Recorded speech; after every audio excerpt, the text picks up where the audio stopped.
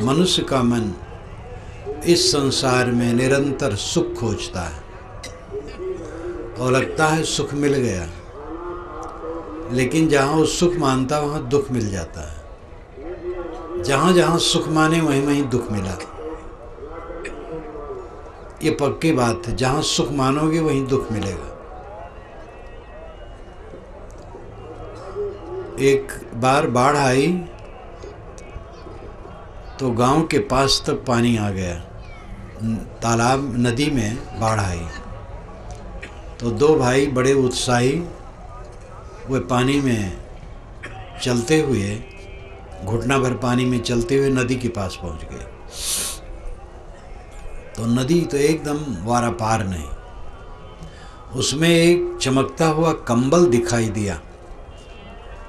दोनों भाई खुश हो गए कि ये कंबल को निकालना है। एक बहुत उत्साहित हुआ, तुरंत कूद पड़ा, गया। अब वो डूब जैसे रहा है। बाहर का भाई कहता है, भैया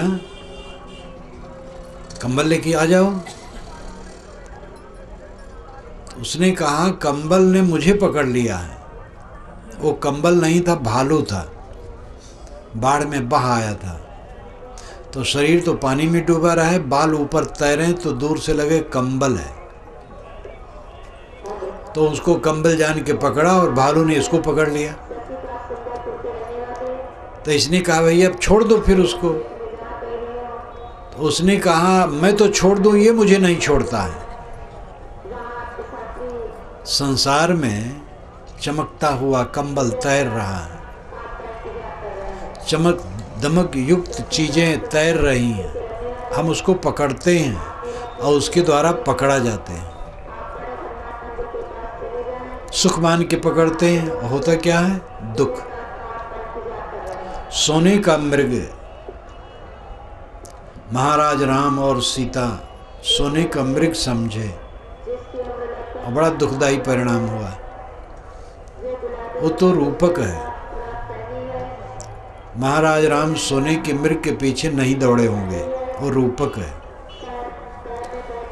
लेकिन हम लोग तो सब सोने के मृग के पीछे दौड़ रहे हैं और सोने का मृग कहीं नहीं होता है।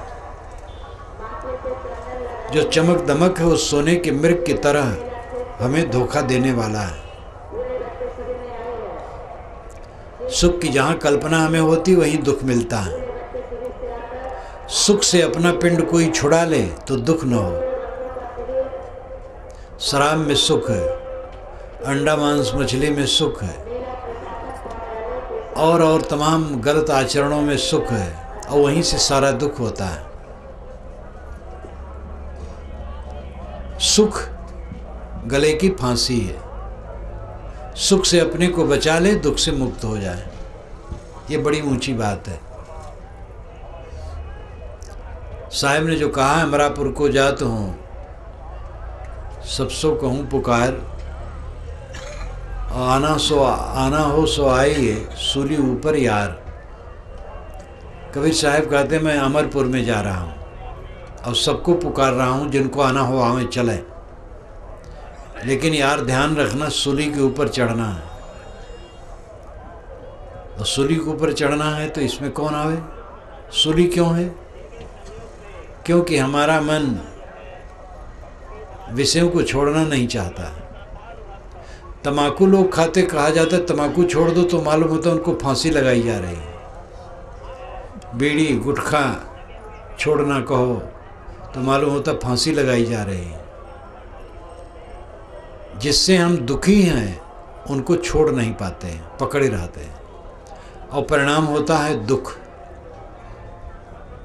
सुख हमें दुख देता है। अगर सुख की फांसी से हम अपने को बचा लें तो दुख नहीं होगा। इस पर ध्यान दें। जहाँ जहाँ हम सुख मानते वहीं वहीं दुख होता है। एक लड़की स्वच्छंद है, पढ़ती है, लिखती है, स्वतंत्र है। वो लड़का से सुख मानती है, विवाह कर ली, अब पूरा जीवन उसको झेलना है। एक लड़का है, स्वच्छंद है, पढ़ता लिखता है, शादी कर लिया, अब उस एक सुख के लिए शादी किया, अब जीवन भर उसको झेलना है। ये भी सच है कि अपने आप पर कंट्रोल न कर मिले तो शादी न करे तो महाप्रदूषण होगा। इसलिए शादी विवाह धर्म है। विवाह क्यों? धर्म की रक्षा के लिए, संयम के लिए विवाह है। ये ध्यान दीजिए, लंपटता के लिए नहीं। युवक युवती हो गए तो युवक को युवती के, युवती को युवक के शरीर में आकर्षण की कल्पना होने लगी। जवानी आने पर अंग मिलन की चेष्टा होती, युवती को युवक से, युवक को युवती से। इस आकर्षण को जो विवेक से शमित कर ले, संयत हो जाए, इसका त्याग कर दे और संयम में फिर भजन साधन में लग जाए, समाज की सेवा में लग जाए तो बहुत मंगल है। लेकिन ये कोई कोई कर पाएगा। बाकी लोग विवाह न करें तो संभाल पाएंगे नहीं, समाज में प्रदूषण बहुत बढ़ जाएगा। इसलिए विवाह संयम के लिए है। अपने को रोक नहीं सकते थे तो विवाह कर लिए, अब संयमित हो गए। एक लड़की एक लड़का से, एक लड़का एक लड़की से संयमित है और उसमें भी वो अधिक से अधिक संयम करें। विवाह संयम के लिए है, भोग के लिए नहीं है। लेकिन ये दृष्टि नहीं रह जाती है, भोग मान लिया जाता है और आदमी अपने को पतित करता है रात दिन।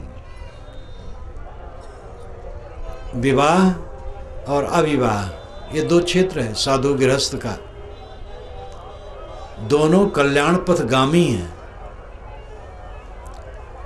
साधु शुद्ध ब्रह्मचर्य का पालन करते हुए नारी मात्र को मां समझकर साधना करे, और जो देवियां इस प्रकार की साधना में हैं, पुरुष मात्र को पिता पुत्र भाई समान समझकर साधना में रहें। त्याग वैराग से जो हैं, चाहे लड़की हो चाहे लड़का, वो अपने साधना में रहें और समाज की सेवा करें। और जो ऐसा नहीं कर सकते वे विवाह करके रहें, और विवाह करके भी संयम से रहें। जिसके लिए आकर्षण होता था उसका अनुभव हो गया, अंग मिलन की चेष्टा थी, अब अनुभव हो गया। अब अनुभव में लगा बेकार है, उत्तेजना है, छीड़ता है, मलिनता है, व्याकुलता है, परवशता है, परेशानी है, वासनाओं की वृद्धि है, जन्म मन का बंधन और पुष्ट होने वाला है। ये बात सब सामने आ गई। तो अब संयम करो। जब तक उसका भोग नहीं किए थे तब तक बड़ा आकर्षक था, जब करने लगे तब लगा निरर्थक है, अनर्थक है। तो संयम में लगना चाहिए। विवाह हो जाए फिर उससे प्रेरणा ले, शिक्षा ले और संयम में लगे। सद्बुद्धि न होने से आदमी संयम में नहीं लगता है, वो बहता रहता है। एक तो सीख नहीं मिलती है, माता पिता को सीख नहीं है, वो सीख नहीं देते हैं। घर वाले बाहर वाले सब तो विषय वासना का पाठ पढ़ाने वाले हैं। अच्छी सीख नहीं मिलती है। अच्छी सीख मिले तो जो पात्र हैं वो जरूर ग्रहण करेंगे और अच्छे मार्ग में चलेंगे। खोजी को स्वयं सीख खोजनी चाहिए। जीवन में संयम की आवश्यकता है। विरक्त हो गृहस्थ हो, दोनों को सुख हम खोजते हैं, और जहाँ जहाँ सुख समझते हैं उसको पकड़ते वहीं से दुख मिलता है। आप स्वयं अपने जीवन में अंदाज लीजिए, बीते समयों में जहाँ आप सुख माने वहीं से चांटे लगे हैं। कई में दशरथ जी ने सुख माना था। कई सुंदरी थी, पंजाब की थी। कई देश पंजाब में है, व्यास नदी का क्षेत्र कई देश कहलाता है। वहाँ के लोग गोरे और लंबे होते हैं, वहाँ लड़कियाँ सुंदरी होती हैं। दशरथ कई में मोह किए थे, सुख माने थे, और वहीं से उनको प्राण पीड़ा लगी। जहाँ कोई सुख मानेगा वहीं से चाटे लगेंगे। वो तो बड़ी बात है, बड़ी बड़ी घटना है। छोटी छोटी बातों में भोजन आया, कहीं निमंत्रण में गए, लड्डू और व्यंजन खूब बढ़िया बना है, एकदम मन हर्षित हो गया, सुखा गया, और संयम से नहीं खाए तो खाने में 2-4 मिनट थोड़ा आनंद लिए और उसके बाद 10 घंटे 20 घंटे परेशान। छोटी छोटी बातों में आप निर्देश लें, जहाँ जहाँ सुख मानेंगे वहीं वहीं दुख आएगा।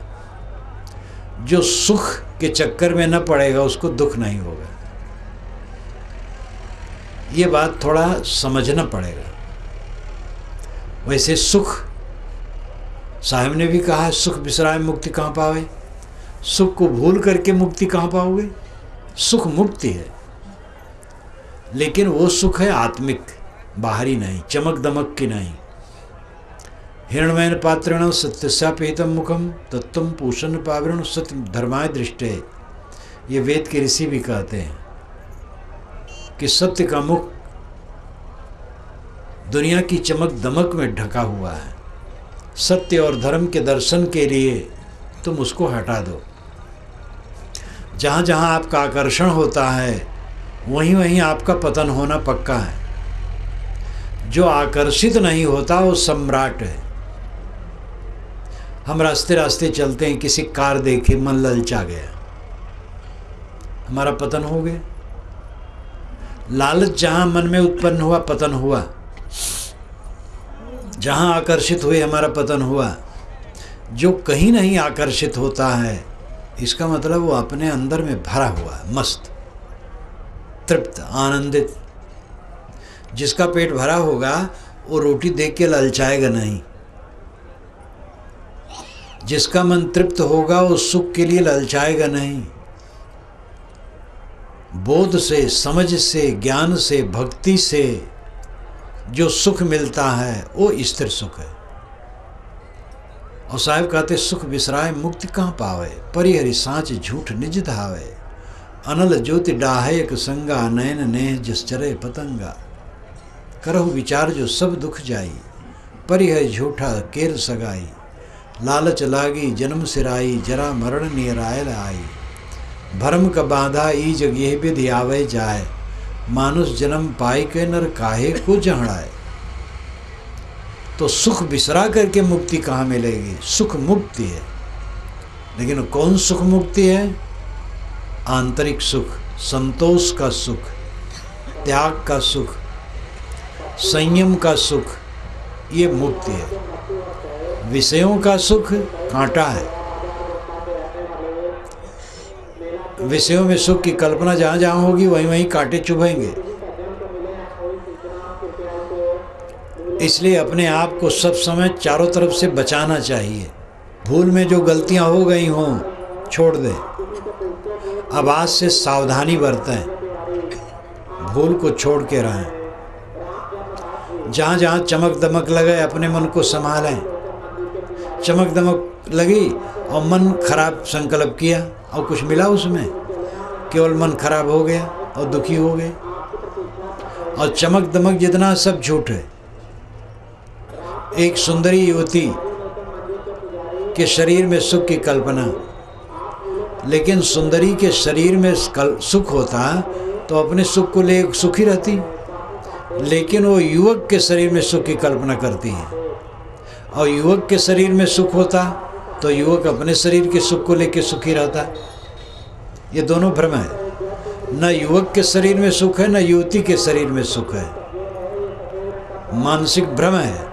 और इसी भ्रम में पड़ करके सारा अनाचार है, सारा अत्याचार है। पद में, प्रतिष्ठा में आजकल कितनी ऐसी जगह हैं जहाँ 2 नंबर का पैसा खूब है। सरकार कितना काम करवाती है, पैसा भेजती गांव-गांव में। और वहाँ जो लोग अधिकारी हैं और पब्लिक के आदमी हैं खास, वो मिल बांट करके खाते हैं। उनको लगता है कि बड़ा अवसर मिला है, वो अपना पतन कर रहे हैं। मेहनत से कमाओ और जो मेहनत से मिले कमाई में वो खाओ, वो आपके लिए सुखद होगा। गलत चीज से खाओगे तो उसका परिणाम दुख होगा। तत्काल पता नहीं लगता है, लेकिन परिणाम उसका भयंकर होता है। आदमी ईमानदारी से रहे, मेहनत करके खाए पिए, किसी ने प्रेम से दिया वो खा सकता है, तो भी आदमी का जीवन चलेगा, और बेईमानी बदमाशी करके रहे तो भी जीवन चलेगा, लेकिन दोनों में फर्क बहुत हो जाएगा। हमारे जीवन की एक एक क्रिया, एक एक सोच, एक एक वाणी से हमारे जीवन के संस्कार बनते हैं। चोर के मन के संस्कार कैसे रहते? सदैव कांटेदार। ईमानदार आदमी के संस्कार पवित्र रहते हैं।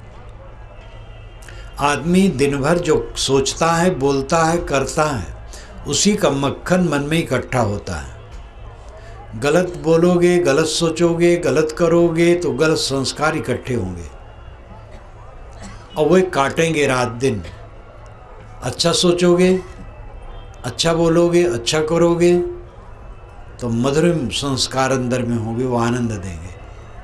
असली कमाई यह है। सफलता नहीं है कि भोजन में मुलायम रोटी, घी में डुबाई हुई कई सब्जियां, दूध, मेवे, मक्खन ये खाए, या सब्जी रोटी खाए, या नमक रोटी खाए। इसका महत्व नहीं है। महत्व है मन कैसा है। सूखी रोटी कोई खाया और मन प्रसन्न है, निर्मल है, वो सच्चे अर्थ में सुखी है। अनेक व्यंजनों को खाया और मन गंदा है तो सुख कहाँ है? इस बात को समझना चाहिए और इसको आचरण में उतारने की चेष्टा करनी चाहिए।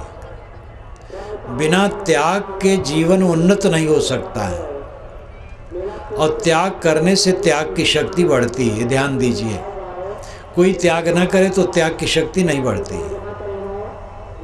जो उपवास कभी रह नहीं पाता है, उसको उपवास रहना हो तो मालूम होता फांसी चढ़ना है। कितने लोग हैं उपवास बराबर रहा करते हैं, जब उपवास आता है कुछ फर्क नहीं पड़ता है। जो चलते नहीं हैं, हरदम सवारी से चलते हैं, अगर उनको 1 किलोमीटर चलना पड़े तो परेशान हो जाए,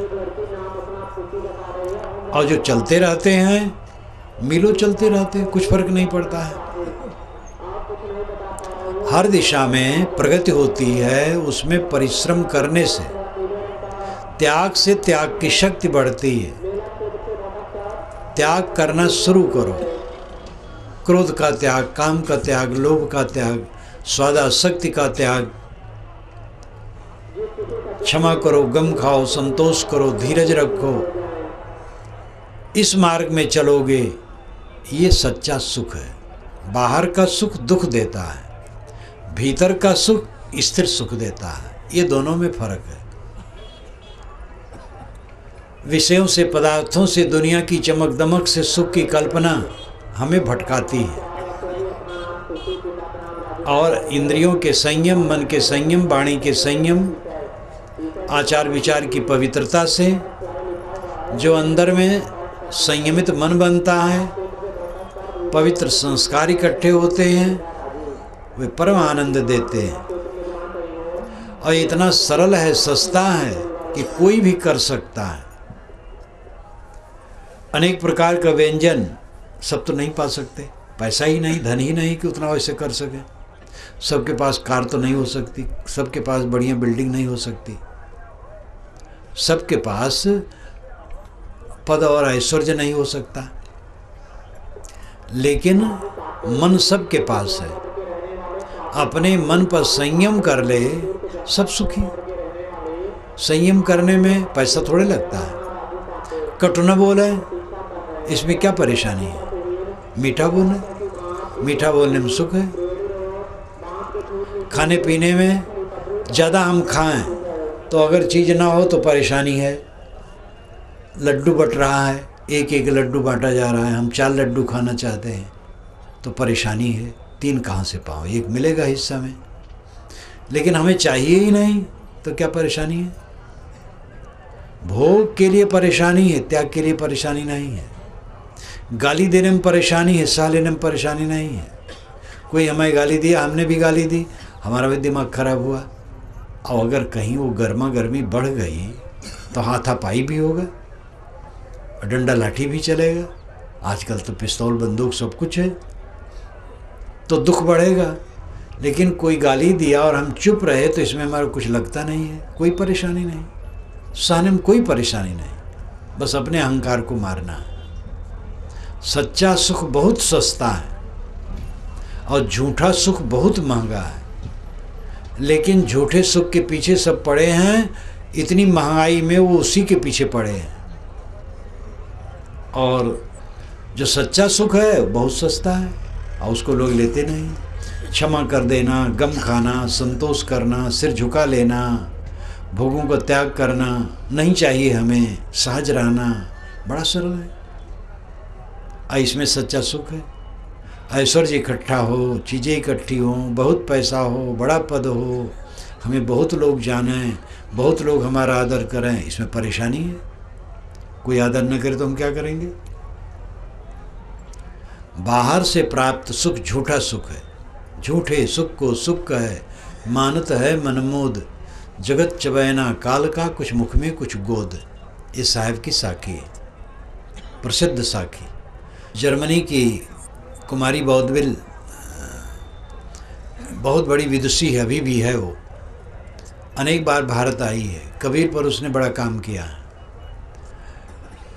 उसने इस साखी को जहाँ लिखा, उसने कहा कि पूरी दुनिया में इस भाव का शब्द नहीं कहा गया है। इतना गदगद हो गई, भाव विभोर हो गई है। उसने जो कुछ लिखा है इंग्लिश में लिखा है, तो उसका भाव यह है कि झूठे सुख को सुख कहे, मानत है मनमोद, जगत चबैना काल का, कुछ मुख में कुछ गोद। ये दोहा उसने रखा और फिर कहा कि ऐसा भाव का शब्द पूरी दुनिया में नहीं कहा गया है। झूठे सुख को सुख कहते हो और मन में खुश होते हो। जगत तो काल का चबैना है। जब कोई चबैना खाता है तो बाएं हाथ में पात्र लिए रहता है, कटोरा है, कुछ है, वो लिए उसी में चबैना भरा रहता है और दाहिने हाथ से उठा उठा के मुंह में डालता है। तो कुछ तो मुख में है, वो चबा रहा है, कुछ गोद में है। ऐसे काल किसी को तो दांत के बीच में रख करके पीस रहा है और किसी को गोद में लिए उठा करके मुख में डालने वाला है। सारा संसार काल के मुख में जा रहा है। साहब कहते झूठे सुख को सुख कहे, मानत है मनमोद, जगत चबैना काल का, कुछ मुख में कुछ गोद। जगत तो काल का चबैना है। कहाँ तुम सुख मान रहे हो? जहाँ सुख मान रहे हो वहीं दुख है। रावण ने पर नारी हरण किया सुख मानकर, क्या हुआ? वंश सहित विध्वंस हो गया। इतना योग्य विद्वान ऐसा कि वाल्मीकि रामायण में उसके लिए लिखा है, वेद विद्याव्रत स्नातः। वेद विद्याव्रत में स्नात उत्तीर्ण था, प्रकांड पंडित उस जमाने का था। लेकिन उसकी भूल और उसका परिणाम कितना भयंकर हुआ। चाहे छोटा हो चाहे बड़ा हो, साधु हो गृहस्थ हो, विद्वान हो अविद्वान हो, गलत काम करेगा तो फल उसको तो मिलेगा ही। ज्ञानी होना, वाचिक ज्ञानी, बौद्धिक ज्ञानी, शास्त्रीय ज्ञानी होना कोई बड़ी बात नहीं है। अनुभव का ज्ञान असली ज्ञान है। अनुभव का ज्ञान प्रयोग से सिद्ध होता है, जीवन में पवित्र आचरण से चलने पर सिद्ध होता है। मंत्र जप, नाम जप, पूजा पाठ, ये सब बाहरी साधन है और जहाँ जो करते हो वो करें, अच्छा है। लेकिन वो सब का परिणाम क्या है? जीवन की पवित्रता। पहले की अपेक्षा हर दुर्गुण घटा और सद्गुण बढ़ा तो सब ठीक हो रहा है। जैसे क्रोध का आना, झुंझलाहट का आना, उत्तेजना का आना पहले से कम हो गया है। काम वासना की लिप्सा घट गई है, लोभ घट गया है, झगड़ा करने की आदत कम हो गई है, विवाद और कलह नहीं करते हैं अब। तो समझ लो साधना में सफलता हो रही है। अब अगर वही प्रक्रिया चालू है, सत्संगी हैं, पाठी हैं, पूजा करते हैं, नाम जपते हैं, कितने लोग तो करोड़ों करोड़ों नाम जप के लिए अनुष्ठान कर लेते हैं और करोड़ों नाम जप करने के बाद जहाँ के तहाँ रहते हैं। वैसे तम्बाकू खाएंगे, वैसे गाली देंगे और वैसे सब गड़बड़ सड़बड़ करेंगे। चारों धाम करके आने वाले अपनी भैंस को दूसरे के खेत में रात में चराते हैं, फसल में। अब चारों धाम क्या करे, उसका क्या दोष है? दोष तो अपना है कि भाई चारों धाम का लाभ आपने नहीं लिया। अब कोई संत की संगत में आया, ऐसे भी संत के संगत में आते हैं कि ऐसी जगह बैठे जहाँ जेब काट पाएँ। यही प्रयाग में गंगा किनारे क्या क्या घटना होती है रोज। तो जब तक कोई आचरण न करेगा, ये बाहरी टंडघंट क्या करेगा? धर्म का अर्थ है जीवन निरंतर बदलता जाए, अंधकार से प्रकाश की तरफ प्रगति, दुर्गुणों से सद्गुणों की तरफ प्रगति। दुर्गुण घटें, सद्गुण बढ़ें, असहनशीलता घटे, अवगम क्षमा बढ़े, तृष्णा घटे, संतोष बढ़े, अहंकार घटे, विनय भाव बढ़े। ये जीवन की सफलता है। अपने मन इंद्रियों को मारे बिना, अपनी तृष्णा को मारे बिना, अपने अहंकार को मारे बिना कोई सुखी नहीं हो सकता है। ये तो मत नाना है। कोई राम नाम जप में प्रसन्न है तो कोई राधे श्याम में प्रसन्न है, कोई शिव शिव में, कोई अल्लाह अल्लाह में, कोई गॉड गॉड में, कोई सतनाम में। ये प्रकार भेद है, शब्द भेद है, तथ्य भेद नहीं है। दुनिया के जितने नाम हैं सब बराबर हैं और जितने मंत्र हैं सब बराबर हैं। वेद, कुरान, बाइबिल, जिंदावेस्ता, गुरबाणी, जहाँ कहीं जितने नाम हैं सब बराबर हैं और जितने मंत्र हैं सब बराबर हैं और जितने संप्रदाय हैं सब आदरणीय हैं और जितने ग्रंथ और महापुरुष हैं सब आदरणीय हैं। उसमें भेदभाव करने की ज़रूरत नहीं है। कोई माध्यम लो, लेकिन माध्यम का फल क्या है? नमाज पढ़ते हैं, परिणाम क्या है? पूजा करते, परिणाम क्या है? साधु वेश धर, लेकिन परिणाम क्या है? अगर वही झगड़ा, झांसा, चालबाजी, दुर्व्यसन, दुर्गुण, अशांति, उद्वेग, कलह है तो फिर मतलब क्या हुआ? जीवन की पवित्रता जीवन की उच्चतम उपलब्धि है और ये अपने करने से होगी। हमें खुद करना है। इस पर भी लोग चाहते भगवान कृपा करके कर दें। भगवान का बस चलता तो अब तक कर देते। भगवान बेचारे कहाँ चाहते हैं लोग परेशान है वो गलत काम करें। भगवान का बस चलता तो हर आदमी को एकदम शुद्ध बुद्ध कर देते। हम और आप गलती करें, कौन भगवान सुधार देगा? तो भगवान को देख नहीं पाते तो गुरु पर डट पड़ते हैं। गुरु तो सामने बैठे हैं तो कहते महाराज ये श्रम साध्य नहीं है, कृपा साध्य है। जब आप कृपा करोगे तब होगा, हम मेहनत करेंगे तो नहीं होगा। ये भी गलत बात है। गुरु केवल रास्ता बताएगा, मेहनत आपको करना पड़ेगा। गुरु तैर रहा है पानी में, आप भी वैसे हाथ पैर पटको और तैरो। आपके हाथ पैर को पकड़ करके गुरु नहीं तैरा पाएगा। इसलिए गुरु केवल रास्ता दिखा सकता है, चलना पड़ेगा आपको खुद। इसलिए सब लोग श्रमशील बनो। भगवान तार देगा, गुरु तार देंगे, आपको खुद तरना पड़ेगा। भगवान की कृपा, गुरु की कृपा, सबकी कृपा है। आप अपनी कृपा अपने ऊपर नहीं करोगे तो काम नहीं बनेगा। अपनी कृपा अपने ऊपर करना शुरू करो और जितना आप जानते हैं बहुत समझें कि उतना बहुत है। जितना जानते उसमें थोड़ा सा करना शुरू करें। एक ही बात का व्रत ले लें। आज घर में जाएंगे, कोई कुछ ऊंच नीच कहेगा तो सह लेंगे, हम कट नहीं बोलेंगे। आज से कट नहीं बोलेंगे, मीठा बोलेंगे। देखो जीवन में कितना बदलाव आएगा। खाने में सावधानी से खाएंगे, संतुलित खाएंगे। संतुलित खाना शुरू करो, देखो कितना आनंद आएगा। अधिक खा खा करके लोग तबीयत खराब करते हैं, अधिक बोल बोल करके मन खराब करते हैं, असंयत व्यवहार करके जीवन को उलझा लेते हैं। तो राम रहीम कहने कोई बड़ा फल नहीं मिलता है। क्या करे? नमाज जबान बाय बिगड़ी। नमाज क्या करे जब जबान बिगड़ी है? आचरण जब ठीक नहीं है तो पूजा पाठ क्या करेगा? इसलिए ध्यान देने की आवश्यकता है। मैंने शुरू में कहा था कि कहाँ दुख हमें मिलता है? सुख में। जहाँ हमें सुख का आभास होता वहीं दुख बैठा है, समझ लो। दुनिया के आकर्षण में जहाँ पड़ोगे वहीं दुख पाओगे। दुनिया की चमक दमक देख करके मन चल गया, अब चल गया मन तो मन ही मन में नरक बना रहे हो, फायदा कुछ नहीं। बाजार में निकले, चारों तरफ वस्तुएं दिखाई दी और मन चला तो फायदा क्या हुआ, तकलीफ हुई। विवेकवान की आंखें ही नहीं जाती उधर, जाती हैं तो सब धूल माटी समझता है। काम की चीज़ें जो हैं बहुत हैं अपने पास, जो ज़रूरत हो उसका उपयोग करें।